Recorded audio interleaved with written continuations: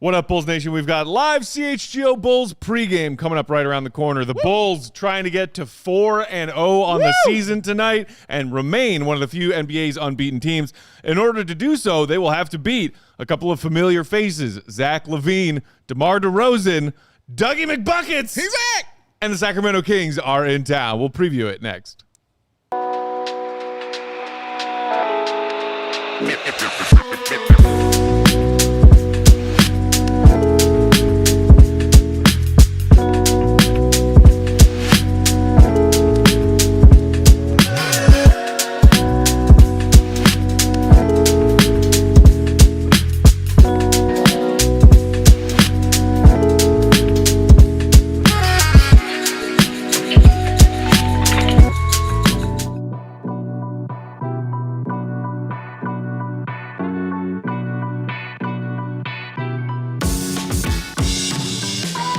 What's going on, Bulls Nation? Welcome in to CHGO Bulls pregame. Coming to you live from our studios here in West Loop, downtown Chicago. I'm Peck Bulls _Peck, hanging out with my guy Big Dave. Bam! Bam!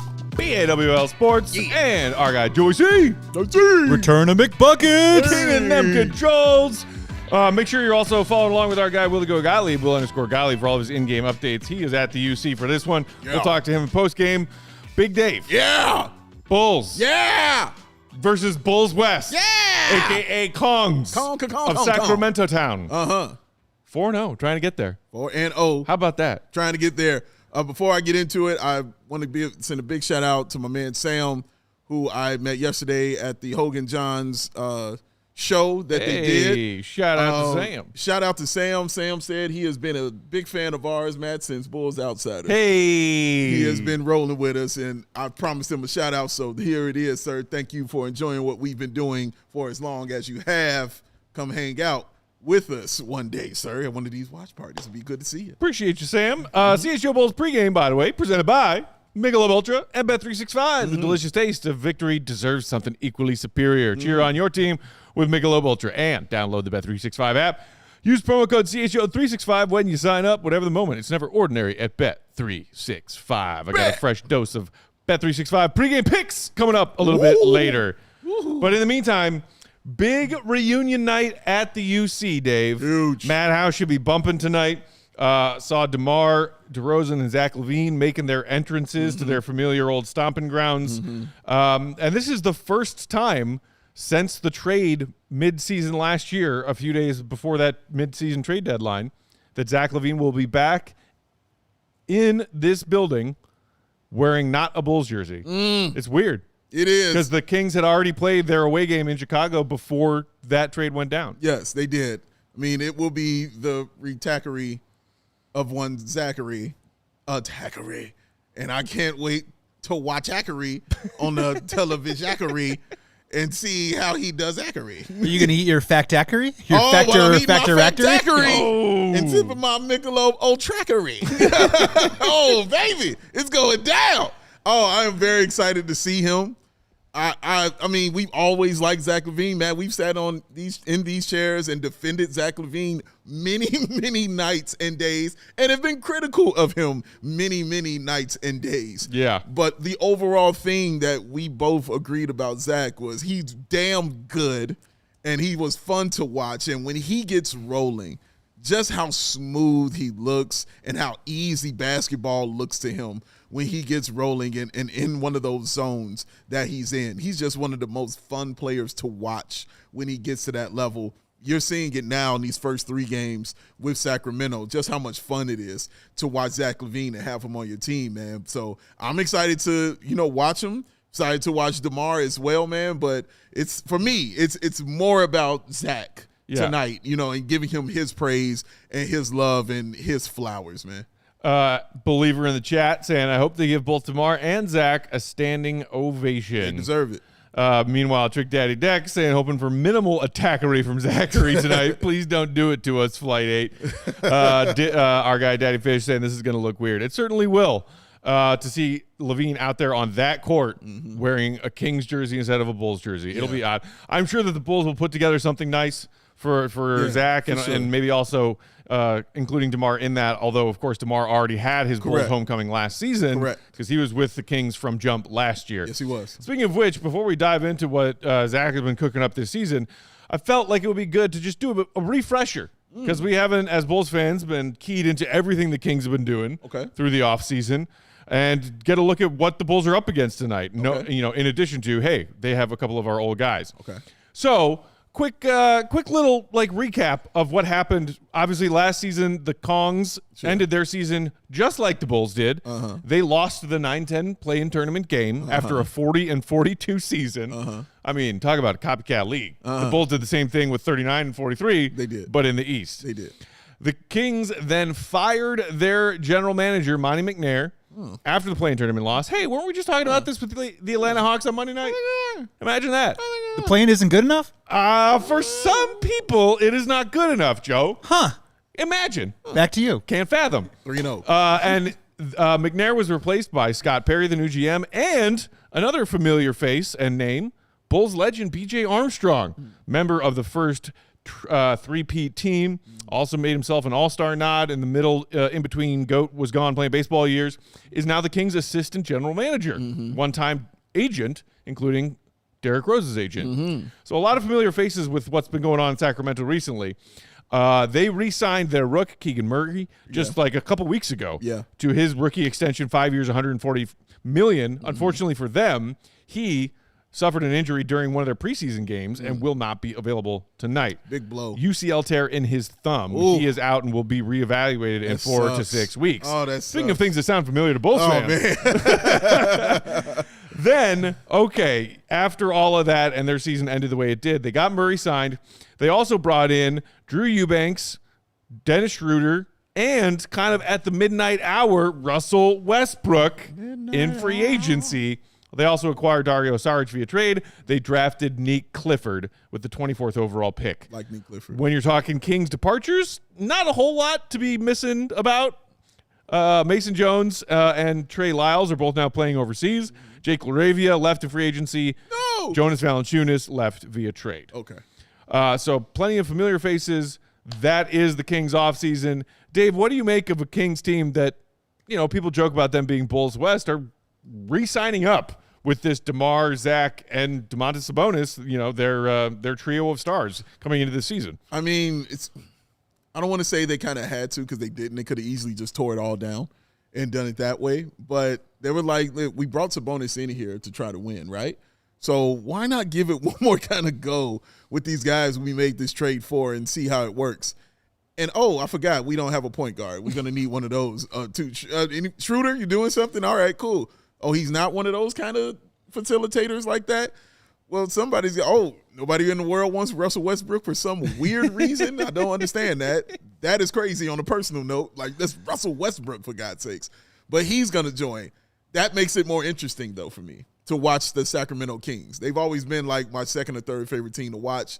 Shout out my man Matt George on Locked On Kings. Hey. So I always enjoy watching them, and getting Russell Westbrook just makes me want to watch them even more because you want to know if it really works. You want to see if this thing is going to click. Because if it clicks, it's going to be so fun. They're going to be just a fun team to watch, along with a guy like Malik Monk, who will be a bucket all the time for them. Like, they'll just be a fun team to sit and enjoy. If it doesn't work, it can blow up and not go well. Because for Zach and DeMar to click and work, it has to have a point guard. There has to be one there. And that's why it worked when Lonzo was here. Because Lonzo made sure everybody ate. Now, Russ does that too, but Russell's he's got an appetite as well. He likes eating also. But he's in the starting lineup now, man, after coming off the pine. You know what I'm saying? The free agent pine. He's in the starting lineup now, and it's the right move. And I'm honestly excited to see what it can look like. So I don't know, Matt, exactly what to make of it yet and what it will look like. I do know it's going to be fun and must-see TV. Yeah, I mean, we'll see. We're still waiting on the Kings to drop their official starting five for tonight, but Russ had, I think, started in all but one of their games so far. The other night, the front end of their back-to-back last night in OKC, which, by the way, a near victory. They were up 7 points halfway through the fourth. They sure were. And then the Thunder kind of stole that one down the stretch. but they started Schroeder, Westbrook, Zach, and DeMar in that starting lineup last night, and people are kind of wondering, like, does that work? I mean, it got close in OKC. Shout out Doug Christie for the job he's doing. Shout out Doug Christie. That was another thing that changed over not just front office, and even before the front office firings after their play-in exit, they fired Mike Brown in December, middle of last season, They did. and replaced him with interim Doug Christie, who has now since taken over as the official head coach. But, you know, Mike Brown has since moved on. He's fine. Kind of hard to blame a coach when you're looking more so about roster construction and whether these guys fit or not. People have joked about a Sabonis for Vooch swap of some kind. Yeah. Because, and I believe it was Evan Sidery who writes about the NBA for Forbes. Joey, do you have a screenshot of that tweet he put out last night or earlier today? How many times do we talk about the on-the-court plus-minus of Vooch, DeMar, and Zach as a trio as far as points per 100 possessions? A couple times. Yeah, so Evan Sidery, after the Kings' third loss of the season earlier today, pointing out that the Kings have an offensive rating of 105.8, a.k.a. 29th in the league, a defensive rating of 118.1, 24th in the league, and a net rating of negative 12.3, 29th, when Zach, DeMar, and Sabonis are on the floor together. And all Bulls fans are saying, we have seen this movie before. Cue the intro. Thank you kindly. Ready? I almost feel sorry for him to be like, yo, you are stuck at the bottom of a hill with your tires spinning. Yes. And I was stuck there yesterday. Right yesterday. We were watching that story unfold and happen.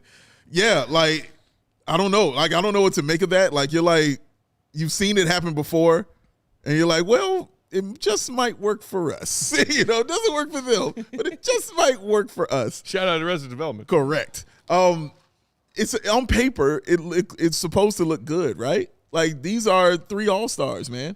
Like, how can 3 all-stars like play together? That's what you say in your head. And then you get on the floor like, oh, the facilitation has to be there. Oh, these are ball-dominant guys. Oh, these guys have got to score to be super effective. Probably except Sabonis, but Sabonis is definitely a scorer. So you got 3 guys who have to score in that kind of particular way to get the best out of them. Mm-hmm. We've talked about that with Josh Giddey. Getting the best out of him is a higher usage kind of player. So you got DeMar, like, that's his life. You know what I mean? Being that kind of player. You got Zach, which he was the man with so many years here. So that's the kind of player he is. That's the player that got him the fat contract that he has. Congratulations to him again, by the way. And Sabonis, it's what got him the recognition to be able to allow Indiana to trade him for a talent like Tyrese Halliburton, because he's a dude that you can give the ball to and he's going to do his thing. So now everybody's healthy and ready to go, and they're like, okay, now who's going to get the basketball? And that's where it gets confusing, I think. And again, I think that's where the point guard role just becomes super huge for these kind of teams, man. Somebody has to get the ball and say, you go here, you go here, you go here. I'm going to make sure all of you guys eat. You just go ahead and run the play. I got you, I promise. And I think once they establish that, and I think once Russ kind of gets that kind of rhythm with those guys, I think they'll be okay going forward. I don't expect them to be world-beating, you know, and like top 6 seed or anything in the West, but I think they could be a better basketball team once they kind of get that going. I was going to joke really quick that Russell Westbrook has the ball at the top of the key, and he goes, you 2 go to the right, you 2 go to the left, because I'm going to the basket. That sounds right. You know, you can maybe see the Kings figuring things out, at least offensively, because with DeMar, Sabonis, and their supplementary cast of characters last season, and then, of course, adding LaVine into that midseason, they had the 7th best offense in the NBA last year. Their defense couldn't stop a nosebleed, and so they ended up as a middling team, 40-42. Net rating was 16th in the NBA at plus 0.5. They are the Bulls of the West. Yes, they are, baby. So the other interesting part about tonight's game, of course, is who is going to dictate what this game looks like, how this game is played, and at what pace.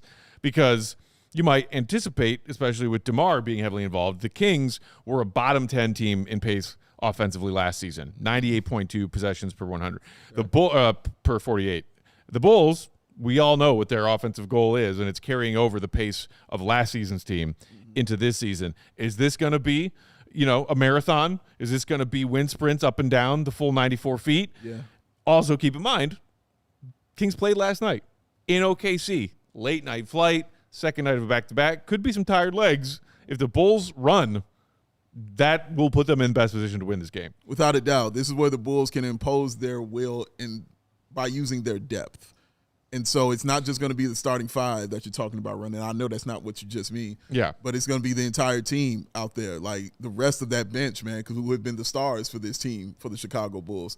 They're going to be running. They will be running. That's what they're going to do. So Ayo's going to be out there doing it. Pat, if Lee continues to be aggressive like we have seen him do, if Kevin Huerter, another former, part of that LaVine trade. Right. So he had a chip on his shoulder last time when they went and played Sacramento.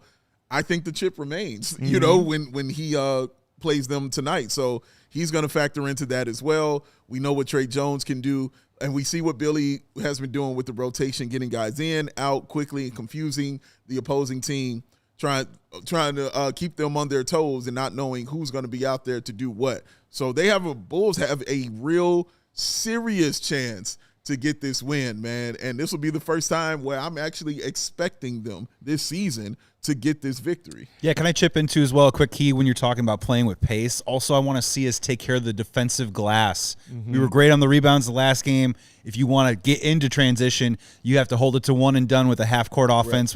We know what DeMar is going to do, right? He's going to take it to the elbow. He's going to back it down. And hopefully on those misses, you got to just make sure you get those boards and don't give them second chance points. Get out in transition. I think that's a key too. Absolutely. Vooch had a monster game Monday, 17 boards. But you also got rebounding by committee from a lot of the guards working on the glass.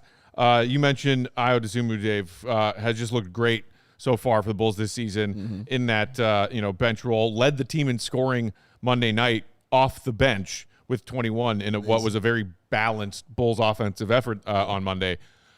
Ayo will serve that same role tonight. Bulls starting five, same as it ever was. Okay. You got Trey Jones, Josh Giddey, Isaac Okoro still holding on to that starting spot after finally what did he do on Monday? Oh, scored some points on Monday night. How about 10 of them? 2 fouls. Okoro in that starting five along with Madison and Vooch. Okay. So we will see what that Bulls starting five looks like. They have a day's rest in between Monday's game and now. Kings on the second night of back-to-back should be advantage Bulls.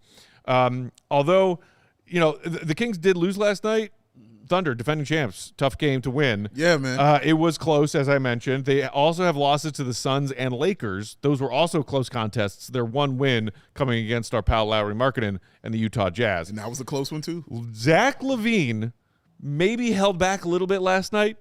I watched bits and pieces of that Kings Thunder game. Zach LaVine only got up 13 shots last night. What? Yeah. When you look at his numbers through, again, small sample size, first 4 games of the year. Joe, if you want to put up those Zach LaVine numbers. A Zachary of Zachary is Backery. I did that for you, Dave. Thank you very much, sir. He's averaging 29 a game. 3 boards, 1.3 assists. So not a whole lot of playmaking and creating shots for his teammates, but damn near averaging 30 out of the gate. And the shooting splits. 52, 41, 95. Oh. These are like familiar all-star Zach LaVine numbers. Yes, they are. Even Bulls fans, you can't deny that you read those shooting splits. You're like, oh, that's like peak Zach LaVine. Wow. He is playing like that out of the gate. Also worth noting, his highest usage percentage since the 22-23 season when he was with the Bulls at 27.9 usage so far.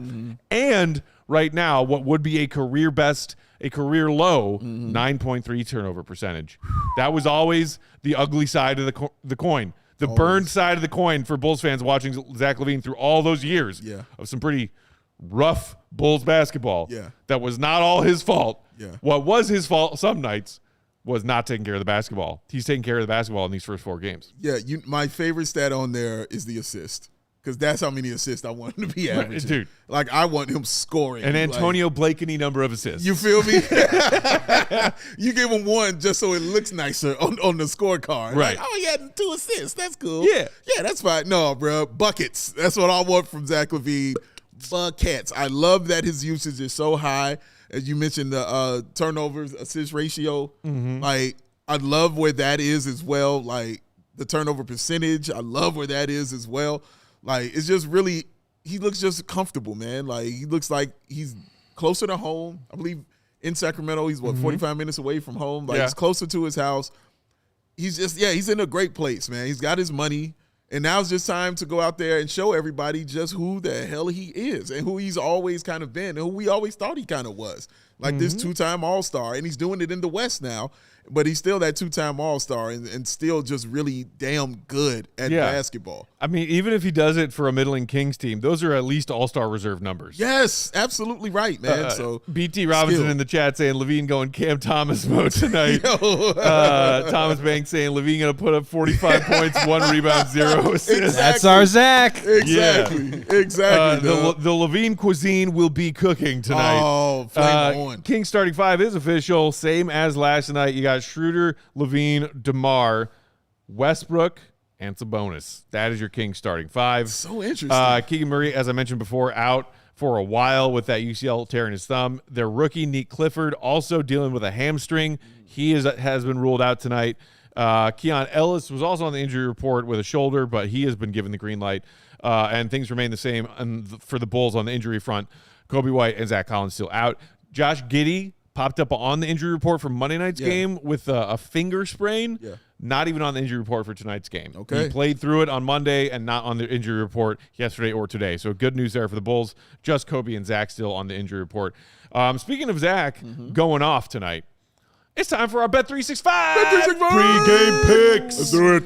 Pregame Picks presented by Bet365. Use that promo code CHGO365 when you sign up. Put a $5 bet down to get $200 instantly in bonus bets after you place your first $5 bet. Win or lose. Whatever the moment is never ordinary at Bet365. Yeah. All right, so for tonight, we were just talking a minute ago about how Vooch was working on them boards Monday night. Work. He also has been displaying that underappreciated playmaking ability he has from the center position, 1 assist shy of a triple-double, and the Bulls went on Monday night. So I'm not sure who's going to be scoring most of the points for the Bulls tonight because it has been so balanced game by game. True. But so Vooch, just like I did for Trey Jones on Monday, I looked at combined assists and rebounds because on Monday night, he had 16 of them things. Wait, is that right? 17 and 9. Yeah. So I'm taking the over on Vooch combined assists and rebounds tonight at 14.5 at minus 115 odds. Also, we mentioned Io leading the team in scoring off the bench last night with 21. Give me over 12.5. That's the over-under on Io's points tonight. I think he will continue to be productive in that role, not only taking advantage of those transition opportunities where he has been so good at getting to the bucket, also knocking down his threes confidently so far, knock on wood. So I like Io's over on 12.5 tonight. And then, just for old time's sake, Zach LaVine's point scored over-under tonight was, I think, 22.5. Okay. He's averaging 29. Like, he only scored 22 or 23 last night. But, again, I mentioned, I think he was holding back a little bit last night because he had this game tonight circled on his calendar. Shots are going up tonight. So, if you take out last night's game where Zach only took 13 shots, he's been getting them up in their other 3 games. Yeah. Plus the added motivation. I looked at what it was odds-wise for Zach to put up 30 or more. 30.5 plus 375. Give me that. As a Bulls fan, hey, I'm looking for a Bulls W tonight. Yeah. I would not be surprised if Zach goes off tonight. I wouldn't be surprised at all, and I wouldn't be surprised if it comes early and often. Right. Because he's going to be focused on this, man, like, without a doubt. I can't wait to watch it. I'm very excited to watch Zach LaVine tonight, man. Like, this is going to be fun. The reunion games are always fun. The vibes are always, good. Yeah. Energy is high. And speaking of the reunion, Billy Donovan was talking pregame about welcoming Zach and DeMar back into the building and what they meant to, this organization and how he felt about coaching them for several seasons. Joey, if you will. Well, I think that people get a chance to see the talent level and the performance and, just how elite players they are. But, you're fortunate as a coach to get to know these people. I really admire both of them as guys, really good with their families, really easy to deal with, good guys. I thought while they were here, they were both of them were committed to doing what was necessary. But I just enjoyed being around both of them as people. They're just great guys, and both of them bring different things to the table. When they're out there on the court. But I don't think you can dispute their talent level, their abilities, and what they've done throughout their careers in this league. And people see that, but they don't get a chance to see maybe who they are as people. And that's the one thing I really admired about both of them, is who they are, as guys. Really heartwarming words from Billy Donovan. Always the player's coach, always classy when talking about the human element of the NBA, its players and its staff. Obviously, Zach and DeMar meant both of them meant a lot to this organization. Without a doubt. Not in years where there was a lot of winning, but they were both integral to a season there where it was a lot more winning than Bulls fans have had and gotten to enjoy over the past decade. The one time they have been to the playoffs since trading Derrick Rose. Oh, I'm sorry. Can't forget the three alphas. Don't you went do to it. the playoffs.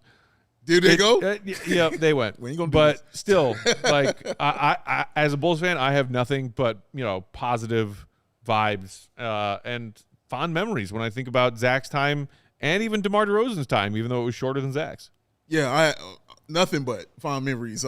DeMar was like our guy. I love coming on this show and talking about DeMar. The DeMar 21-22 season, yes, one of the most fun individual Bulls player seasons like ever. Like we're mentioning Wilt and Jordan during that year for him in that season. That streak of 35-plus point nights that he had Insanity, on insane man. efficiency shooting from the field, just all insane. on like 15 to 20-foot middies. Dude, DeMar freaking DeRozan. Insane. It was out of control, man. Like, and because this makes it more poetic as well, Matt, is the fact that the Chicago Bulls are going for their 4th victory in a row. Ooh. And the last time they had 4 victories in a row was 2021. DeMar DeRozan, Zach LaVine on the squad. Wait, are you telling me that there wasn't a 4-game win streak and that we finished the season 15-5 stretch last year? Were there no 4-game win streaks in there? I'm talking about starting off the season. Oh, okay. I'm talking starting the season. Okay. Not that they haven't had a 4-game win streak since. How dare you No. But that 4-0 when they started the season, it's the same thing. And remember that 4-0, I remember them playing the Detroit Pistons, and the Bulls in this one again playing the Detroit Pistons in this one as well. So yeah, man, it's a lot of things that are very similar and very poetic about this night for those guys. But yeah, I'm looking at the basketball aspect of it. I'm looking at the matchups tonight because I'm wondering what Doug Christie is seeing and his idea. Because it feels like when you're putting those guys out there, you're going to run. Yeah. It feels like defense be damned. If you're going to be doing this, like we are running. And that makes it much more fun. Makes me wonder who's guarding Modest is my first thought. Like, who's guarding him? My goodness. And the other thought was, man, Josh Giddey can get downhill in this game. But if he's going to be going against Westbrook, guess what Westbrook's going to do? He's going to be getting downhill in this games, man. So, yeah, it's a lot of fun elements that can be really, really fun. And I haven't even thrown in Malik Monk into the fun, who is another guy that is just buckets. So, oh, man, this could be a really high-scoring game and a really fun game. But I hope on the other side of it, Zach has a good game and DeMar has a good game, but they come out with an L, and the Bulls get their 4th in a row. Yeah, Malik Monk off to a hot start. Glad you mentioned him. He's been averaging just shy of 16 points a game off the bench for them in all 4 of their games. He's been coming off the bench, but producing. He's shooting 51.2 from the field and 54.5% from downtown at 5.5 attempts per game. Wow. The Bulls have been skating by with opponents bricking a lot of threes or bricking not even that many attempted threes in their first 3 wins. Malik Monk presents a new challenge for them tonight. Brand new challenge, man. A lot of people in the chat saying, can't wait to see Zach and who will guard him. Will Isaac Okoro be checking Zach LaVine? He'll check him. Who will that be? A lot of people saying, excited to see DeMar and Zach back in town. Somebody just said, excited to see DeMar see Io thrive in his role. Obviously, they had a great kinship, but I think Io's going to burn DeMar in transition a few times tonight. Couple. You know that Io also, all of their former teammates who are still here. Yeah. It's a different looking Bull squad after that trade, but it's not just DeMar and Zach in a revenge game tonight. Right. Bulls want to win this game badly. Yeah, bad. Because a couple of guys weren't here for all of that kind of love. Like, I'm sure Josh Giddey's like, I'm a different Giddey than y'all remember last year, bro. Like, I'm in the starting lineup and they giving me the ball. I'm coming to run over some people. So, yeah, get it up, though. I It's can't time. wait. We It's are time. just a few minutes away from tip-off. Bulls, Kings in the Madhouse. Make sure you're following GOAT for his in-game updates. Will_Gottlieb. He'll join us for post-game. And check out his latest writing, allchgo.com, while you're, watching the game tonight or at halftime. Yeah. Shout out to our guy, Joey C. on the controls. Joey C. Peck, Big Dave. Thanks for tuning in. Hit the like button if you haven't done it yet on your way out. We will talk to you live for post-game right after the conclusion of this one. Come on. That'd be good. Ball night. Peace. We all silly like the mayor.